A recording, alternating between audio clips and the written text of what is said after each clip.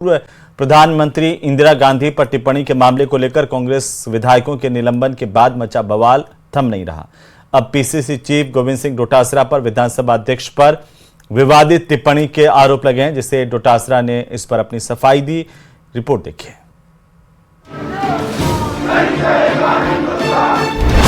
Speaker के बयान पर डोटासरा की सफाई। मैंने कभी अपशब्द नहीं कहा। देवनानी जी अच्छे और नेक इंसान, मिलकर माफी मांग सकता हूं। वो मेरे बड़े भाई हैं, मैं उनका छोटा हूं। मैं उनसे निवेदन करूंगा, उनके घर जाऊंगा।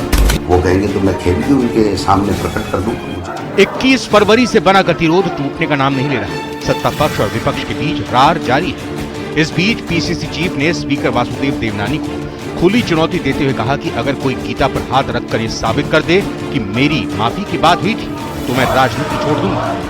वो भागे और उन्होंने हाउस चालू कर दिया। हाउस चालू कर दिया तो हमने जोगाराम जी को कहा। जोगाराम जी ने कहा मैं अभी एडजॉइन कराता हूँ। ये तो गलत बात है, मैं ऑन ओथ कह रहा हूँ। और वो तो गीता लेंगे ही नहीं। मैं जो कहें वैसे कह सकता हूँ कि उन्होंने कहा मैं अभी एडजॉइन करा के आता हूँ।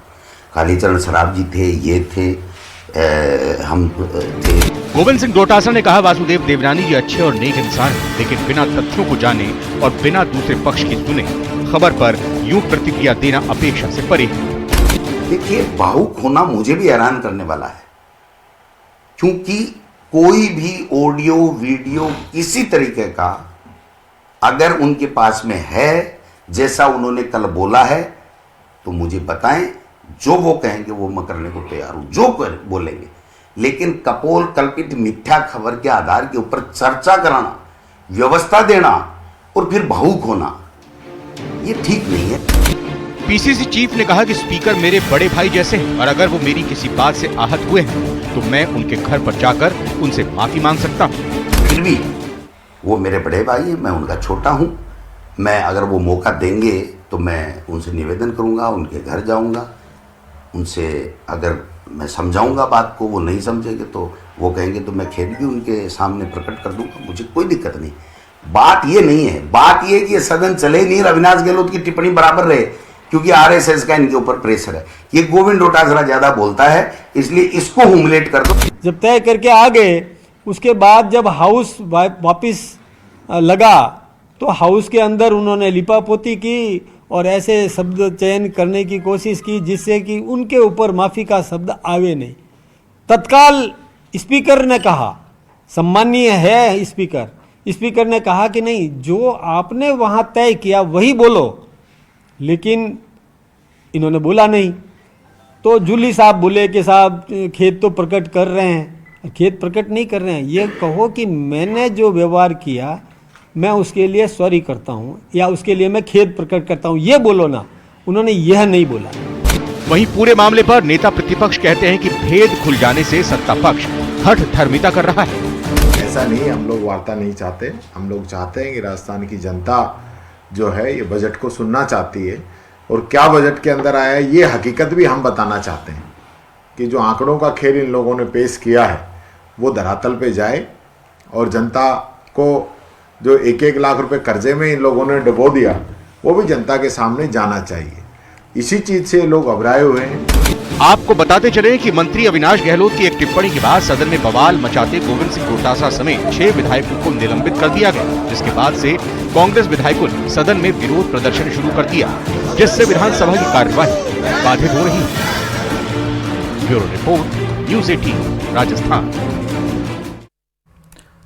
और इसी बीच बड़ी खबर, सदन में गतिरोध बरकरार। बीजेपी का कांग्रेस के आरोपों को लेकर के बड़ा पलटवार सामने आया, जहां पर भारतीय जनता पार्टी की ओर से प्रदेशाध्यक्ष मदन राठौड़ का आरोप है कि गोविंद सिंह डोटासरा ने वादा करके सदन में माफी नहीं मांगी। उन्होंने वादा खिलाफी की, ये कहना मदन राठौड़ का। उन्होंने कहा कि माफी मांगते तो बड़प्पन होता। उन्होंने कहा कि कांग्रेस नेताओं से गुजारिश है कि अच्छे शब्द काम में लें। गहलोत ने भी सदन का मान नहीं रखा, उन्हें आना चाहिए था। डोटासरा कम से कम ये तो कहें कि मेरे शब्दों के लिए खेद है। क्या कुछ कहा, सुनिए। मुद्दतों बाद पूर्व मुख्यमंत्री अशोक गहलोत जी ने कोई ट्वीट किया। कल वो धरने पर भी आए थे और उन्होंने भी कोई जो गतिरोध है राजस्थान विधानसभा में जो चल रहा है उस पर घड़ियाली आंसू बहाए। वास्तव में गहलोत साहब ये भूल रहे हैं कि उनके समय की क्या स्थितियां थी। गहलोत साहब जब मुख्यमंत्री थे तब सरकार की क्या हालत थी, सरकार थी कहाँ। अचानक कल आगे आकर के और सुर्खियां बटोरने का काम किया गहलोत साहब ने। मैं गहलोत साहब से ही कहना चाहूँगा कि आपका ही तो शिष्य है जिसको आपने प्रदेश अध्यक्ष बनाया था, और जो उस समय के उप मुख्यमंत्री पायलट जी को हटा करके और डोटासरा जी को प्रदेश अध्यक्ष बनाया था, तो आपके चहेते व्यक्ति ने आपकी बात को नहीं माना। आप अपने शिष्य को ही समझा देते कि गरिमापूर्ण व्यवहार सदन के अंदर करना चाहिए था। तो वहीं बीकानेर में कार्यक्रम में आए पूर्व मंत्री डॉक्टर बीडी कल्ला ने विधानसभा में चल रहे गतिरोध को लेकर बयान दिया। कहा, सदन को चलाना सत्ता पक्ष की जिम्मेदारी है। जब भी कोई व्यवधान हो तो दोनों पक्षों को मिलकर इसे दूर करना चाहिए। उन्होंने कहा कि सदस्य को माफी मांगनी चाहिए क्योंकि इतनी बड़ी नेता स्वर्गीय इंदिरा गांधी के खिलाफ ऐसा बयान शोभा नहीं देता। सदन के नेता, सत्ता पक्ष के लोग विपक्ष से बात करते हैं और बात करके बड़े से बड़े व्यवधान को दूर करते हैं। अब जैतारण से आने वाले माननीय सदस्य जो सदन में राज्य मंत्री के रूप में विराजमान है, उन्होंने कोई व्यंग्यात्मक टिप्पणी की है तो वापस ले लेनी चाहिए, इसमें क्या बात है। और इसी बीच क्रिकेट से बड़ी खबर आ रही है। चैंपियंस ट्रॉफी में बड़ा उलटफेर हुआ है। अफगानिस्तान ने इंग्लैंड को हरा दिया है। इंग्लैंड को 8 रनों से हराया है। अफगानिस्तान की टीम ने चैंपियंस ट्रॉफी से इसी के साथ इंग्लैंड की टीम बाहर हो गई है। अफगानिस्तान की रोमांचक जीत को लेकर के बड़ी जानकारी है। अफगानिस्तान ने 8 रनों से मैच जीत लिया। इंग्लैंड इसी के साथ ही चैंपियंस ट्रॉफी से बाहर हो गया। ओमर जोई ने आखिरी ओवर में 13 रन डिफेंड किए हैं और इसी के साथ जादरा ने 177 रन बनाए। बीकानेर के महाजन से बड़ी खबर आ रही है, जहां पर थानाधिकारी की गाड़ी को लेकर नशा तस्कर फरार हो गया है। बड़ी जानकारी इस वक्त की बीकानेर इलाके से बहुत बड़ी खबर है। अब पुलिस की गाड़ी लेकर के ही नशा तस्कर भाग गया। पुलिस ने 1.5 क्विंटल डोडा पोस्ट के साथ इसे पकड़ा था। पुलिस के पीछा करने पर तस्कर गाड़ी छोड़कर भागा। 3 थानों की पुलिस नशा तस्कर की तलाश कर रही है। पंजाब का रहने वाला तस्कर बताया जा रहा है गुरजंट सिंह। पुलिस अब तस्कर को लेकर ग्रामीणों से पूछताछ कर रही है। सुबह आईजी ऑफिस की स्पेशल टीम ने कार्रवाई की थी। ये बड़ी खबर इस वक्त की है।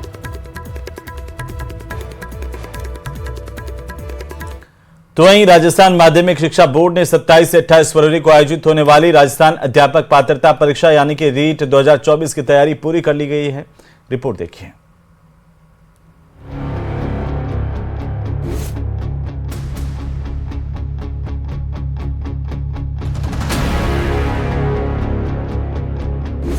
राजस्थान माध्यमिक शिक्षा बोर्ड की ओर से रीट 2024 का आयोजन कल से शुरू होगा। एग्जाम 2 दिन होंगे। 27 और 28 तारीख को 3 पारियों में परीक्षा आयोजित होगी। इस परीक्षा को लेकर बोर्ड प्रशासन ने लगभग तैयारियां पूरी कर ली है। रीट परीक्षा के लिए कुल 1731 परीक्षा केंद्र राज्य के 41 जिलों में निर्धारित किए गए। रीट परीक्षा के लिए कुल 14,29,822 ने आवेदन दिया है। 27 फरवरी को प्रथम पारी में 4,61,321, द्वितीय पारी में 5,41,599 रजिस्टर्ड है। ऐसे में पहले दिन कुल 10,02,920 कैंडिडेट्स हैं।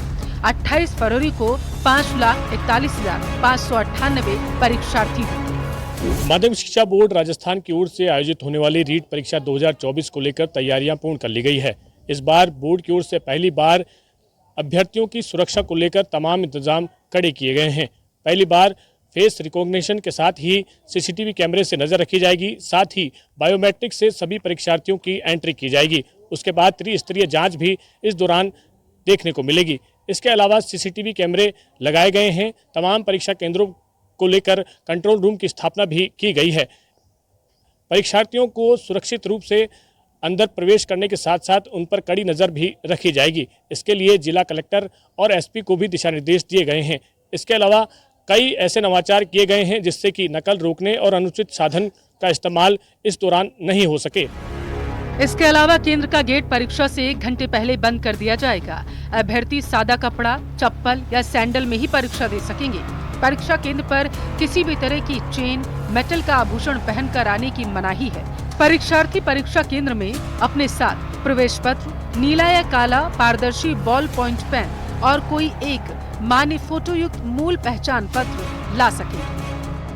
परीक्षा व्यवस्था की निगरानी के लिए सीसीटीवी स्थापित किए जा रहे हैं और परीक्षार्थी जब परीक्षा केंद्र में प्रवेश करेंगे उससे पहले उनकी फ्रिस्किंग की जाएगी। उनका फेस रिकॉग्निशन के माध्यम से उनकी पहचान सुनिश्चित की जाएगी। उनकी अंगूठा निशानी डिजिटली ली जाएगी और उसके बाद उनको परीक्षा केंद्र में प्रवेश दिया जाएगा। इसके अतिरिक्त अन्य कोई सामग्री लाने की उन्हें अनुमति नहीं होगी। नियमानुसार आवश्यकता वाले विशेष योग्यजन को इस परीक्षा में 50 मिनट का अतिरिक्त समय दिया जाएगा। वहीं परीक्षा के लिए उत्तर पश्चिमी रेलवे भी रीट एग्जाम स्पेशल ट्रेनें चलाने जा रहा है। राजस्थान सरकार के द्वारा रीट परीक्षा का आयोजन दिनांक 27 और 28 फरवरी को किया जा रहा है। इस परीक्षा में लाखों परीक्षार्थियों की आने की संभावना है और इसको ध्यान में रखते हुए उत्तर पश्चिम रेलवे द्वारा भी परीक्षा स्पेशल ट्रेनों का संचालन किया जा रहा है। 4 जोड़ी ऐसे परीक्षा स्पेशल ट्रेनों का संचालन किया जा रहा है जो कि राजस्थान के विभिन्न भागों को कवर करेगी ताकि अधिक से अधिक परीक्षार्थी इस स्पेशल ट्रेनों की सुविधा का लाभ उठा सके। पहली परीक्षा थी स्पेशल जो है वो जोधपुर ग्वालियर होकर ढेर के बालाजी चलेगी। दूसरी ढेर के बालाजी से ग्वालियर के मध्य चलेगी। तीसरी जो है भरतपुर से जयपुर के मध्य चलेगी और चौथी जो है दोरई अजमेर से लेकर के गंगानगर के बीच में चलेगी। ये परीक्षा सेवाओं का संचालन हम इस तरह से कर रहे हैं ताकि ज़्यादा से ज़्यादा राजस्थान की भूभाग को कवर किया जा सके और परीक्षार्थी जो है इस स्पेशल सेवा का लाभ उठा सके। यात्रियों से अनुरोध रहेगा और परीक्षार्थियों से भी अनुरोध रहेगा कि कृपया इन स्पेशल रेल सेवाओं के संचालन का लाभ उठा और उचित टिकट लेकर ही सफर करें। फिलहाल परीक्षा में नकल को रोकने के लिए भजनलाल सरकार पूरी तरीके से प्रतिबद्ध है और प्रशासन किसी भी तरह की कोताही बरतने नहीं वाला। अभ्यर्थी रोडवेज बसों में फ्री सफर कर सकेंगे। इस बार कुल 5 दिन तक फ्री यात्रा की सुविधा दी गई है। इसके अलावा अभ्यर्थियों को एडमिट कार्ड दिखाना अनिवार्य होगा। Bureau report, news 18 Rajasthan. उधर रीट के अभ्यर्थियों से जुड़ा एक वीडियो सामने आया। इस वीडियो में जान को जोखिम में डालकर रीट के अभ्यर्थी परीक्षा देने जा रहे हैं। तस्वीरें देखिए, कोटा के अनंतपुरा इलाके में नेशनल हाईवे 52 की ये तस्वीर है और ना यहाँ पर बस है ना ट्रेन है। ये सिर्फ एक ट्रेलर है जिसके ऊपर बैठ कर के ये अभ्यर्थी जाने के लिए मजबूर हैं क्योंकि व्यवस्थाएं नहीं हो पा रही हैं और भारी तादाद अभ्यर्थियों की पहुँच रही है। अब तक इस पर आपने माल का लदान देखा होगा, लेकिन अब देखिए रीट के अभ्यर्थियों का लदान और किस तरह से बड़ी तादाद में परीक्षार्थी इस पर बैठे हुए हैं। अपनी जान की परवाह किए बिना सेंटर तक पहुंचने की जद्दोजहद है क्योंकि यातायात के साधनों की कमी है और इसी वजह से दावा यह है कि बसें चलाई जा रही हैं लेकिन बसों की संख्या नाकाफ़ी साबित हो रही है और ये तस्वीरें बता रही कि कैसे अभ्यर्थी परेशानी का सबब लेते हुए यहाँ पर सेंटर तक पहुँचने का इंतज़ाम खुद कर रहे हैं। बसों का इंतज़ाम नहीं होना कहीं न कहीं परीक्षार्थियों के लिए मुसीबत साबित हो रहा है और जब इंतज़ाम नहीं है तो एग्ज़ाम तो देना ही है और इसके लिए अगर ट्रेलर भी मिल जाए तो इस तरह से जान जोखिम में डालकर रीट सेंटर पर पहुँचने की जद्दोजहद देखी जा सकती है।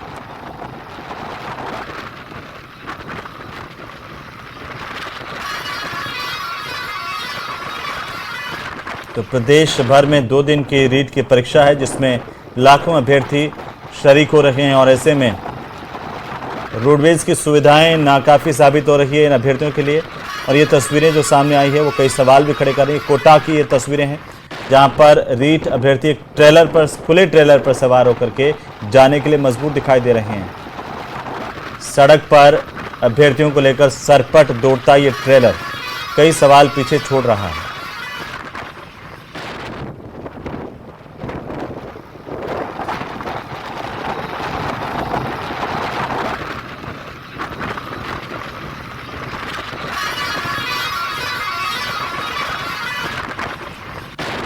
जिम्मेदारों को इन तस्वीरों को जरूर देखना चाहिए कि आखिरकार रीट परीक्षा में इंतजामों की हवा किस तरीके से सामने आ रही है।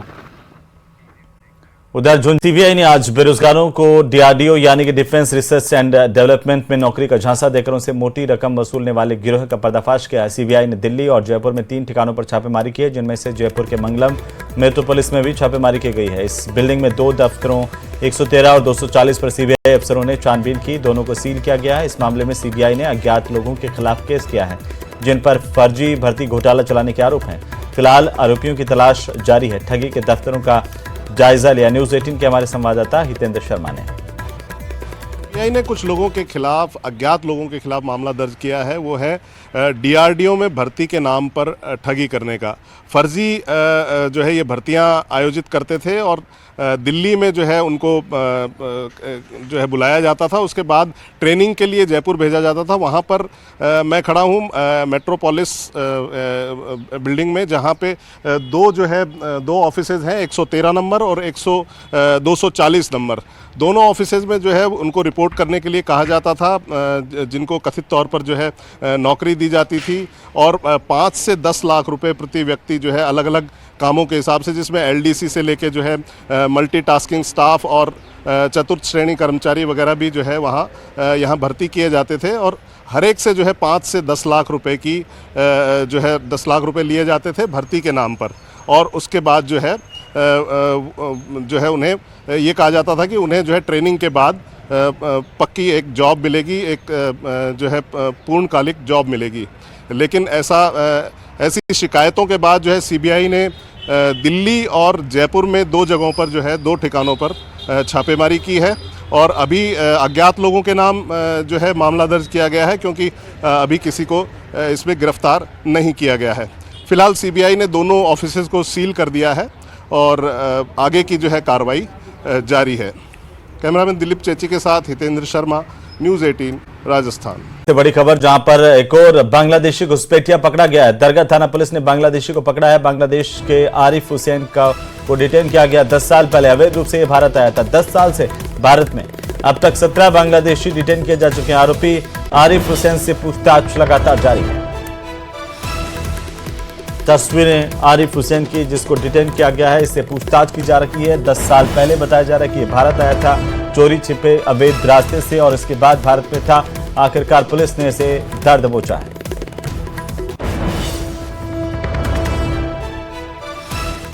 इसी बीच बालोतरा से बड़ी खबर, जहां नशा तस्करी पर पुलिस ने बड़ा एक्शन लिया है। 431 किलो से ज्यादा का अवैध डोडा पोस्त बरामद हुआ है। पुलिस ने पीछा करते हुए तस्करी का पर्दाफाश किया। पुलिस को देखकर गाड़ी छोड़कर 2 तस्कर भाग छूटे। इसके बाद तस्करी का सामान पुलिस ने जब्त कर लिया। एनडीपीएस एक्ट के तहत केस दर्ज किया गया है। फरार तस्करों की तलाश जारी है।